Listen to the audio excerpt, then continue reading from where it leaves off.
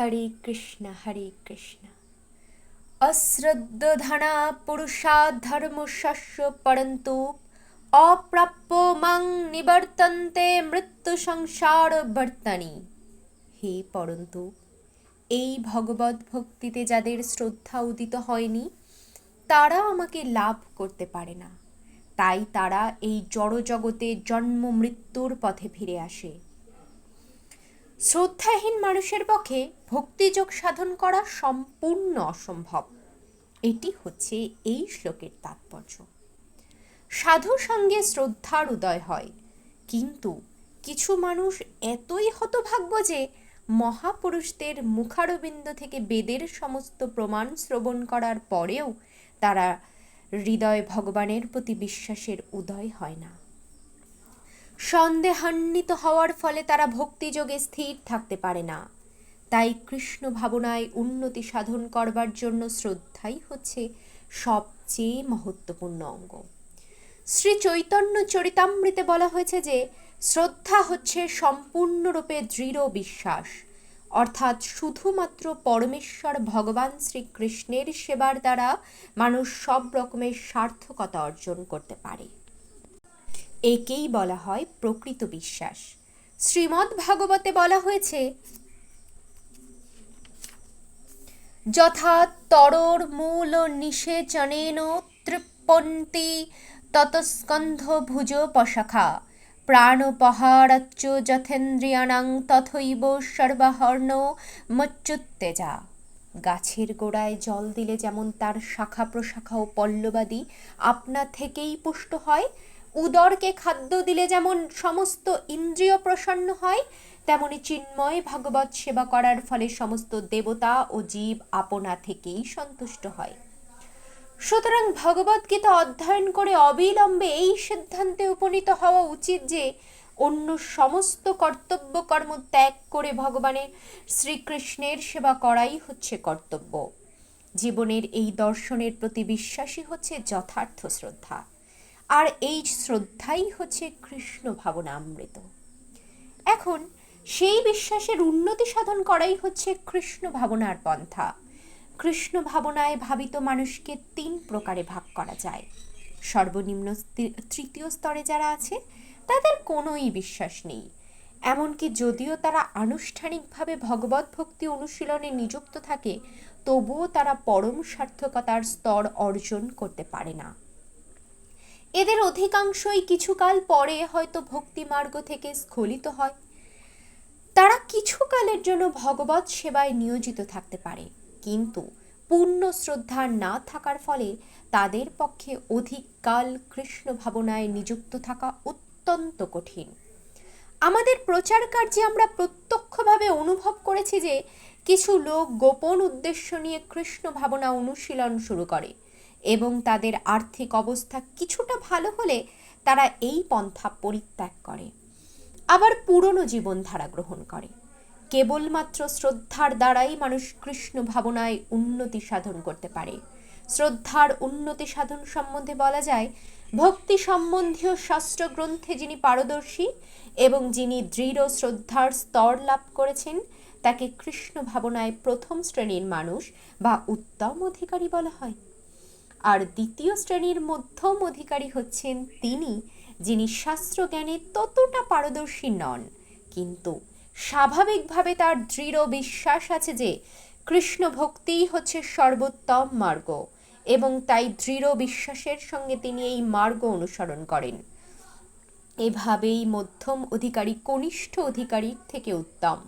কনিষ্ঠ অধিকারীর যথার্থ শাস্ত্র জ্ঞান ও দৃঢ় শ্রদ্ধা এই দুইয়েরই অভাব, কিন্তু তারা সাধুসঙ্গ নিষ্কপট সহকারে ভক্তি মার্গ অবলম্বন করেন। কৃষ্ণ ভক্তি অনুশীলনে কনিষ্ঠ অধিকারীর পতন হতে পারে, কিন্তু কেউ যখন মধ্যম অধিকারীতে স্থিত হন তিনি তখন পতিত হন না, এবং কৃষ্ণ ভাবনায় উত্তম অধিকারীর পতনের কখনো সম্ভাবনাই থাকে না। উত্তম অধিকারী নিশ্চিতভাবে উত্তরোত্তর উন্নতি সাধন করে অবশেষে সুফল প্রাপ্ত হন। কনিষ্ঠ অধিকারীর যদিও শ্রীকৃষ্ণের প্রতি ভগবত ভক্তি অনুশীলনের উপযোগিতা সম্পর্কে বিশ্বাস জেগেছে, কিন্তু সে শ্রীমদ্ ভাগবত ও ভগবদ্গীতা আদি শাস্ত্রের মাধ্যমে শ্রীকৃষ্ণ সম্পর্কে এখনও যথেষ্ট জ্ঞান আহরণ করেননি। কখনো কখনো কৃষ্ণ ভাবনামৃতের এই কনিষ্ঠ অধিকারীদের কর্মযোগ অথবা জ্ঞান যোগের প্রতি কিছুটা প্রবণতা থাকে। কখনো কখনো তারা ভক্তি মার্গ থেকে বিচলিত হয়ে পড়ে, কিন্তু কর্মযোগ, জ্ঞানযোগ আদির সংক্রমণ থেকে মুক্ত হবার পর তারা কৃষ্ণ ভাবনার মধ্যম অথবা উত্তম অধিকারীতে পরিণত হতে পারে। শ্রীমদ্ ভাগবতে কৃষ্ণের প্রতি শ্রদ্ধার 3টি স্তরের কথা বর্ণনা করা হয়েছে। শ্রীমদ্ ভাগবতে একাদশ স্কন্ধে প্রথম শ্রেণীর আসক্তি, দ্বিতীয় শ্রেণীর আসক্তি ও তৃতীয় শ্রেণীর আসক্তির কথাও ব্যাখ্যা করা হয়েছে।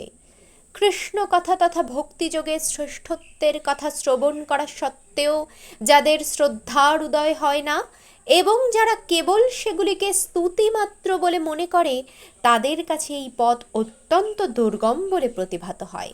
এমনকি যদিও তারা তথাকথিতভাবে ভক্তিযোগে তৎপর আছে বলে মনে হয়, তাদের পক্ষে সিদ্ধি লাভ করার কোনোই আশা নেই।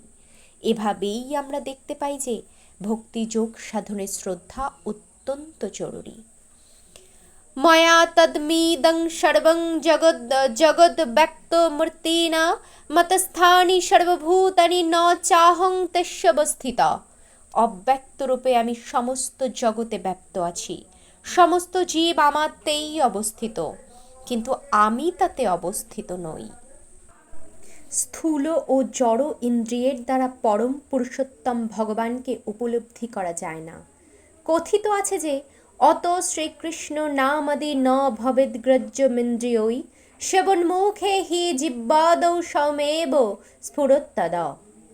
জড় ইন্দ্রিয়ের দ্বারা ভগবান শ্রীকৃষ্ণের নাম, রূপ, লীলা আদি উপলব্ধি করা যায় না। সদ্গুরুর তত্ত্বাবধানে যিনি শুদ্ধ ভগবত ভক্তি সাধন করেন, তার নিকট তিনি প্রকাশিত হন। ব্রহ্মসংহিতায় বলা হয়েছে, প্রেমাঞ্জনচ্ছুরিত ভক্তি বিলোচনেন সন্ত সদৈব হৃদয়েষু বিলকয়ন্তি। পরম পুরুষোত্তম ভগবান শ্রী গোবিন্দের প্রতি অপ্রাকৃত প্রেমভক্তি বিকাশ সাধন করার ফলে অন্তরে ও বাইরে তাকে সর্বদা দর্শন করা যায়। তাই তিনি সকলের কাছে প্রকট নন। এখানে বলা হয়েছে, যদিও তিনি সর্বব্যাপ্ত, সর্বত্র দৃশ্য, তবুও তিনি জড় ইন্দ্রিয়ের দ্বারা গোচরীভূত নন। এখানে অব্যক্ত মূর্তি না কথাটির দ্বারা সেই কথাই বোঝানো হয়েছে। কিন্তু প্রকৃতপক্ষে যদিও আমরা তাকে দেখতে পাই না, তবুও সব কিছু তাকেই আশ্রয় করে আছে। সপ্তম অধ্যায়ে আমরা যে আলোচনা করেছি, সেই অনুসারে সমস্ত মহাজাগতিক সৃষ্টি ভগবানের উৎকৃষ্ট চিন্ময় শক্তি ও নিকৃষ্ট জড়শক্তির সমন্বয় মাত্র। সমস্ত ব্রহ্মাণ্ডে সূর্যকিরণের বিস্তারের মতো ভগবানের শক্তি সম্পূর্ণ সৃষ্টিতে বিস্তারিত এবং সব কিছুই সেই শক্তির আশ্রয়ে বিদ্যমান। কিন্তু তা বলে এই সিদ্ধান্ত করা উচিত নয় যে ভগবান যেহেতু সর্বব্যাপ্ত, তাই তিনি তার ব্যক্তিগত সত্তা হারিয়ে ফেলেছেন। এই যুক্তিকে ভ্রান্ত বলে প্রতিপন্ন করবার জন্য ভগবান বলেছেন, আমি সর্বব্যাপক এবং সব কিছুই আমাকে আশ্রয় করে আছে, কিন্তু তবুও আমি সব কিছু থেকে স্বতন্ত্র। উদাহরণস্বরূপ বলা যায়, রাজা যেমন তার প্রশাসনের অধীশ্বর বা প্রশাসন তার একটি শক্তির প্রকাশ, বিবিধ প্রশাসনিক বিভাগে তার বিভিন্ন শক্তি এবং প্রতিটি বিভাগ তার ক্ষমতার উপর আশ্রিত, কিন্তু তবুও তিনি স্বয়ং প্রতিটি বিভাগে ব্যক্তিগতভাবে বর্তমান থাকেন না।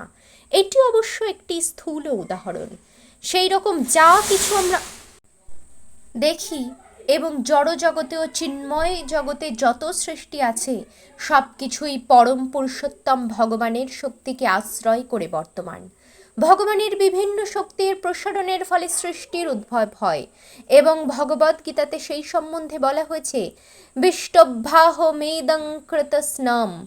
তার ব্যক্তিগত প্রতিনিধির দ্বারা বা বিভিন্ন শক্তির পরিব্যাপ্তির দ্বারা তিনি সর্বত্রই বিদ্যমান।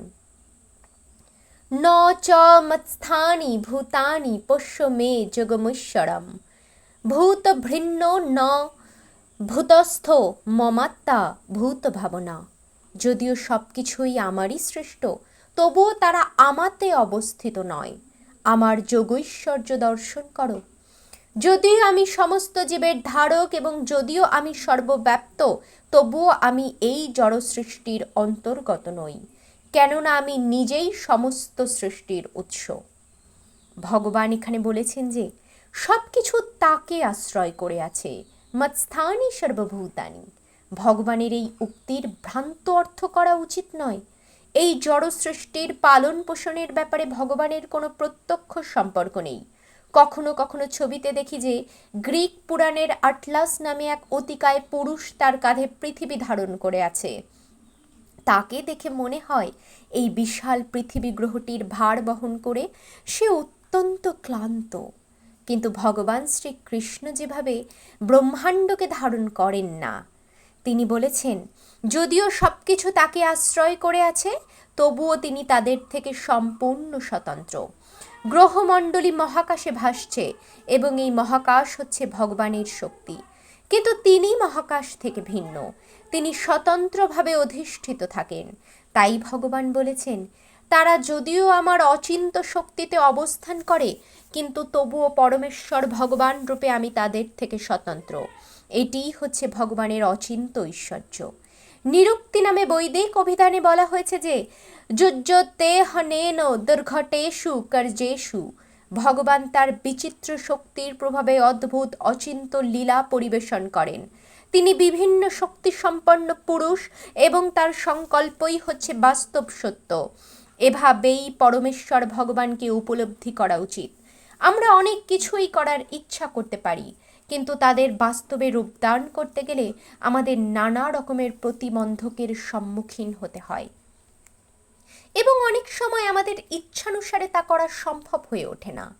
কিন্তু শ্রীকৃষ্ণ যখন কোনো কিছু করতে চান, তখন তার সংকল্প মাত্রই সব কিছু এত সুষ্ঠুভাবে সাধিত হয় যে তা কল্পনাও করা যায় না। ভগবান এই সত্যের ব্যাখ্যা করে বলেছেন যদিও তিনি সম্পূর্ণ সৃষ্টির ধারক ও প্রতিপালক, কিন্তু তবুও তিনি তা স্পর্শও করেন না। কেবলমাত্র তার পরম বলবতী ইচ্ছা শক্তির দ্বারাই সম্পূর্ণ সৃষ্টির সৃজন, ধারণ, পালন ও সংহার সাধিত হয়। আমাদের জড় মন ও স্বয়ং আমি, এর মধ্যে ভেদ আছে, কিন্তু ভগবানের মন ও স্বয়ং তিনি সর্বদাই অভিন্ন, কারণ তিনি হচ্ছেন পরম চৈতন্য। যুগপৎভাবে ভগবান সব কিছুর মধ্যে বিদ্যমান, তবুও সাধারণ মানুষ বুঝতে পারে না কিভাবে তিনি ব্যক্তিগতভাবে সব কিছুর মধ্যে বিদ্যমান। ভগবান এই সৃষ্টির থেকে ভিন্ন, তবুও সব কিছুই তাকে আশ্রয় করে আছে। এই অচিন্ত সত্যকে এখানে যোগমৈশ্বরম অর্থাৎ ভগবানের যোগ ও শক্তি বলা হয়েছে। যথাকাশ স্থিত নিত্যং বায়ু সর্বত্রোগ মহান, তথা সর্বাণি ভূতানি মৎস্থানিত্যপধায় রয়।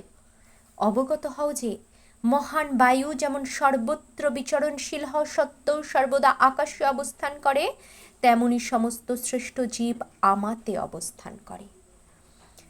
এই বিশাল জড় জগৎ কিভাবে ভগবানকে আশ্রয় করে আছে, এই সত্য সাধারণ মানুষের কাছে অচিন্তনীয়।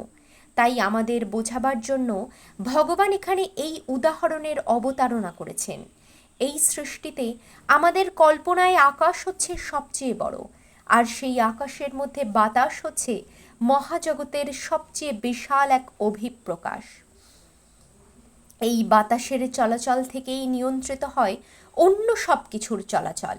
কিন্তু এই মহান বায়ু অত বিশাল হলেও আকাশের মধ্যেই তার অবস্থান।